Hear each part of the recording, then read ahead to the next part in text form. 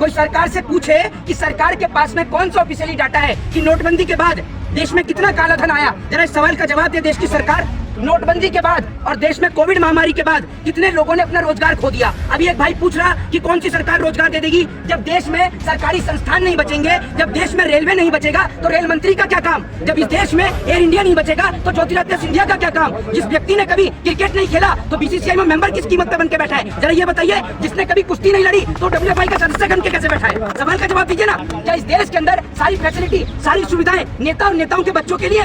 कोई एक सिंगल नेता की बात बताए मुझे जिसका बेटा सुबह उठ के आरएसएस में लाठी और डंडा उठाता हो।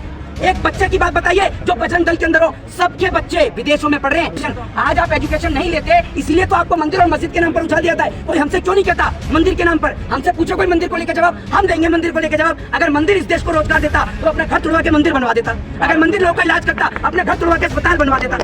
भाई इलाज अस्पताल में होगा, ये बात आप याद रखिए। और शिक्षा जो है वो आपको स्कूल और कॉलेज में मिलेगी। 2000 का नोट बंद हो गया मोहित भाई, मास्टर स्ट्रोक।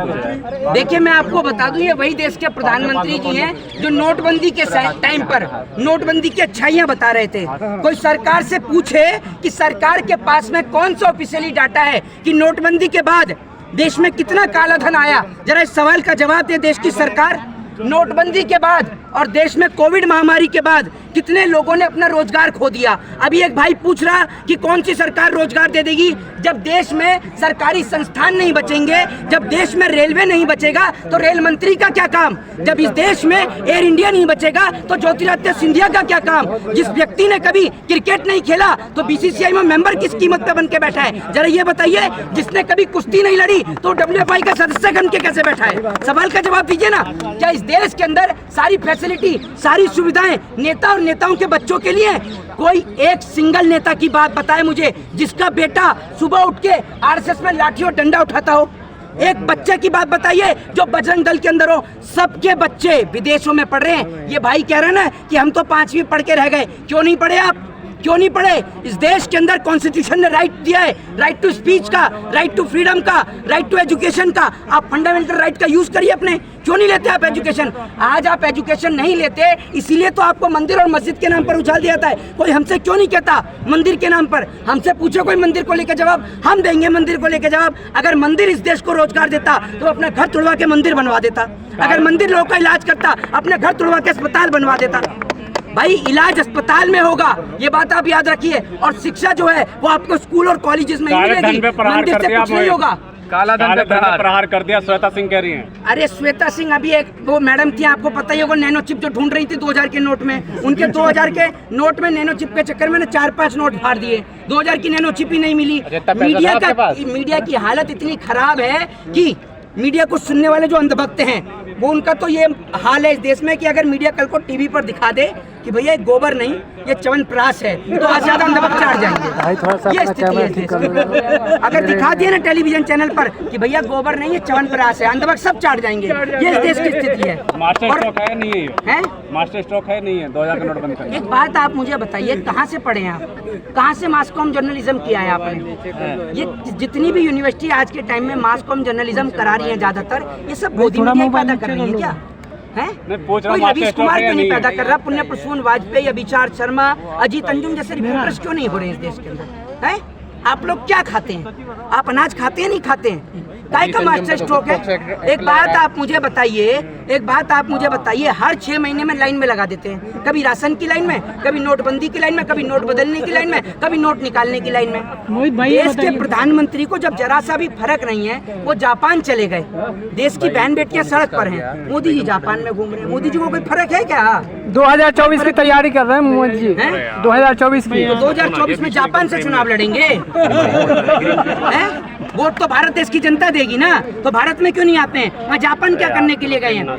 इनकी संगति ऐसी है। इनकी पार्टी के नेता आप सब देख लीजिए, इनकी पार्टी का MLA कुलदीप सिंह सेंगर वो बलात्कारी, एक नेता विधानसभा में वो पोर्न वीडियो देख रहा। और सबसे बड़ी बात, इनका दोस्त, इनका यार जिसके लिए प्रचार किया अब की बार ट्रंप सरकार, वो ट्रंप आपको पता है किस मामले में जेल गया है? पॉर्न स्टार के मामले में जेल में गए हुआ है। अब लेके पहुंची उसके लिए अचार और पराठे खिलाइए उसे। भाई सब संगति ऐसी है।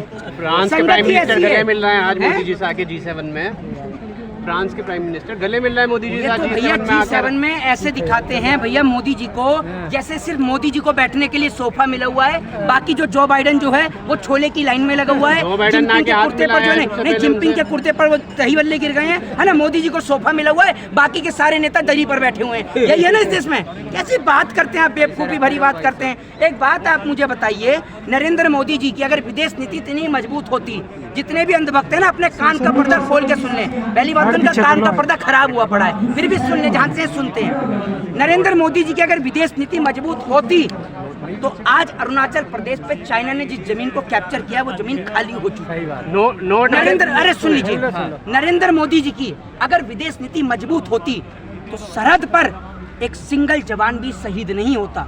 ये बात आप याद रख लीजिए। और सुन लीजिए, विदेश नीति को मजबूत करने की जरूरत नहीं है। अगर आपको जवानों की शहादत को रुकवाना है तो विदेश नीति मजबूत मत करो। अगले दिन नेक्स्ट डे सेम डे अगर एक जवान भी शहीद हो जाए तो आप मेरा सर होगा और आपका जूता होगा। सिर्फ 10 दिन के लिए नेताओं के बच्चों को बॉर्डर पे खड़ा कर दीजिए। एक तरफ नेताओं के बच्चे इधर से इंडिया वाले और उधर से पाकिस्तान वाले बॉर्डर पे खड़े कर दिए जाए। अगर एक तरफ से भी गोली चल जाए तो भाई साहब मेरा सर होगा और आप सबका जूता होगा। एक सिंगल गोली नहीं चल सकती, क्योंकि पता है ना नेताजी के बच्चे खड़े हुए हैं, कहां से गोली चल जाएगी। असल में इस देश को डराया जाता है पाकिस्तान के नाम पर, और पाकिस्तान को डराया जाता है इंडिया के नाम पर। जबकि इंडिया वाला यहाँ आकर इंडिया वाला वहां जाके बिरयानी खा रहा है और पाकिस्तान वाला यहाँ आके खा रहा है, दोनों खा रहे हैं। मोदी जी ने कहा था कि नोट इकट्ठे नहीं करने देंगे अब कि हम किसी को, इसलिए बंद किया गया। हाँ। पहले ही बोला था उन्होंने। हाँ, तो 2000 के नोट को इकट्ठे हाँ, तो अंबानी और अडानी तो कल से कटोरा लेके बैठेंगे, नोट तो उन पे है ही नहीं, है ना। कटोरा लेकर बैठेंगे वो तो कल से। कैसी बेवकूफी इकट्ठा वाली नहीं होगा बातें ना, कर रहे हैं। देना पड़ेगा जिन लोगों ने हाँ। इकट्ठा कर लिया। लिया है नरेंद्र मोदी जी ने मोहित मोदी भाई, को। इस बार मोदी जी टीवी पे नहीं आए। हैं? इस बार मोदी जी टीवी पे नहीं आए जिस तरीके नहीं, से। आप लोग बिजी होंगे ना कहीं कार्यक्रम में। आप लोग दिखाते तो आप लोग मोदी जी को ही दिखाते हैं 24 घंटे। अब आप एक समय में एक ही तो आदमी को दिखाएंगे, या तो वो यूपी वाले बाबा को दिखा लेंगे या मोदी जी को दिखा लेंगे, एक ही को तो दिखाएंगे। मोदी जी टीवी पर नहीं आए। अभी मोदी जी वो चीते लेकर आए थे, देखा नहीं भाई साहब। जब चीते लेकर आए मैं तो देख के हैरान हो गया। मोदी जी लेके आए अफ्रीका से चीते।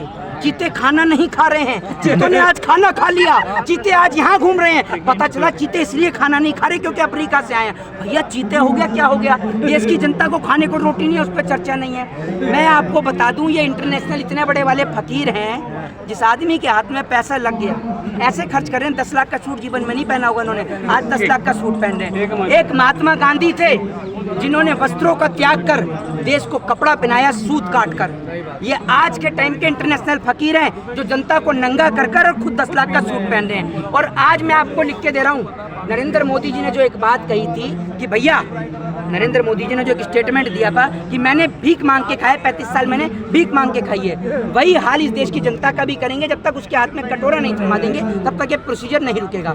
देश की जनता को समझना चाहिए और देश की जनता को एजुकेशन, हेल्थ, डेवलपमेंट के नाम पर वोट देना चाहिए, ना कि मंदिर, मस्जिद, चर्च और गुरुद्वारे के नाम पर।